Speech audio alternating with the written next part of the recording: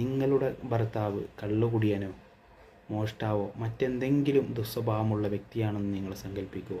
അല്ലെങ്കിൽ നിങ്ങളുടെ ഭർത്താവിൻ്റെ മാതാവ്, ഭർത്താവിൻ്റെ സഹോദരിമാർ, ഭർത്താവിൻ്റെ സഹോദരന്മാർ, അവരുടെ ഭാര്യമാർ, അവർക്ക് നിങ്ങൾ എന്ത് നന്മകൾ നിങ്ങൾ ചെയ്തു കൊടുത്താലും അവരിൽ നിന്ന് തിരിച്ചു ലഭിക്കുന്നത് വെറുപ്പും വിദ്വേഷവുമാണ്.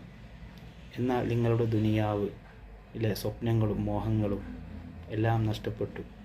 അങ്ങനെയാണ് അള്ളാഹുവിൻ്റെ വിധി നിങ്ങളെ വേട്ടയാടിയത് എന്ന് നിങ്ങളൊന്ന് സങ്കല്പിക്കൂ. അങ്ങനെയുള്ള ഒരു സന്ദർഭത്തിൽ നിങ്ങൾ നിൽക്കുമ്പോൾ നിങ്ങളോടൊരു ചോദ്യം ചോദിക്കാനുണ്ട്. നിങ്ങളുടെ ദുനിയാവ് ഏതായാലും നഷ്ടപ്പെട്ടു. അതിൻ്റെ പേരിൽ ഇനി അവരോട് കലഹിക്കുകയും അവരോട് വിദ്വേഷത്തോടെ നടക്കുകയും ചെയ്ത് നിങ്ങളുടെ ആഖിറവും നിങ്ങൾ നഷ്ടപ്പെടുത്തുമോ എന്നാണ് ചോദിക്കാനുള്ളത്. നിങ്ങളാണെങ്കിൽ എന്ത് ചെയ്യും? ആഖിറവും ദുനിയാവും നഷ്ടപ്പെടുത്തുമോ അതോ ക്ഷമിച്ചുകൊണ്ട് ജീവിതം മുന്നോട്ട് പോകുമോ? എന്താണെങ്കിൽ നിങ്ങൾ വീഡിയോസിൻ്റെ താഴെ കമൻറ്റ് ചെയ്യണമെന്ന് അറിയിക്കുകയാണ്.